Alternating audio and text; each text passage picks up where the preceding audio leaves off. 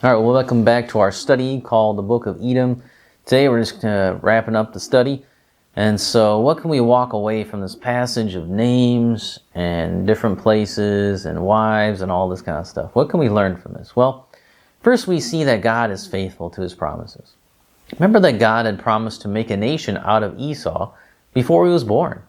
He told Rebekah that as she was, still carrying him in her womb, that he was going to be a nation. And despite the evil immorality of the man, God was faithful to his promise. The promise was not based on how well Esau lived his life. It was based on God himself. So this chapter is a fulfillment of that passage. So you see Moses as he's writing, do this. There's a promise, and then you see fulfillment, and he does this. Or he points to a future fulfillment. So when we see God keeping his promises to those that are evil, how much more should we who are followers of God trust in his promises? If God promised something to evil Esau, what about us as Christians? God has given us no reason to doubt him. If God can make a nation out of Esau, he can make a nation out of Jacob. If he can make a nation out of Jacob, then he can make a nation out of every tribe, language, and nation into one. So we serve a promise-keeping God, and that's what he does. He's made promises, and he will see them through. And so we can learn that from that passage, because this is a direct fulfillment of what he promised to do. Now, Matthew Henry also points us to another lesson that we need to learn. The children of this world, this is a quote, the children of this world have their all in hand and nothing in hope.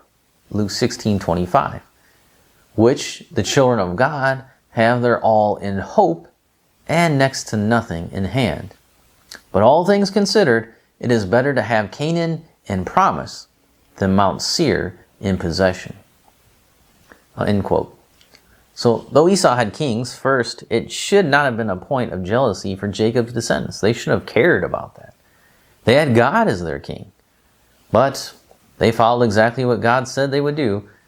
They would throw off God as their king and seek a mere person to rule over them. We often do the same. When we disregard God's law and the teachings of Christ, and we substitute our own feelings and desires for them. Some people substitute the worldly governments for God's government. Christ is king today. The question is, have you submitted your life to him? Will you serve him? Will you bow your desires and dreams to him, or will you keep yourself on the throne?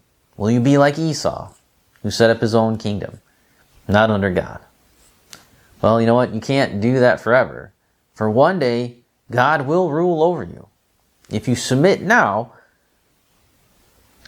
the king, before the day of the king returns, that'll be the happiest day of your life. The day you finally submit to God, before he returns, will be the happiest day of your life. But if you keep yourself on the throne, when King Jesus returns, that will be the beginning of the worst day of your life. So the call, the plead, the idea here and this, looking at this nation of Esau, Esau's nation is gone. They didn't survive. That's the warning. They had all these kings, they had all these people, but yet the nation of Edom is destroyed. That's a warning to us. If we're setting ourselves on the throne, we will be destroyed. And so we need to make God our king. Jacob, his household, his family, tried to do the same thing. They set up kings that were just men. But that was the wrong thing. They should have waited for the King of Kings to come and had him sit over them. But they chose to go the way of everyone else around them, and they had to pay the consequence. We too, if we keep ourselves on our throne of our heart, we will pay the consequences. We need to remove ourselves from the throne, put Christ in his rightful place on the throne of our hearts, and then live accordingly. And may God help us to do that, because we definitely need his help every day to do that, because we're so tempted to put ourselves back on the throne, or somebody else, or something else. And so may God help us to do that this week and every week until he returns.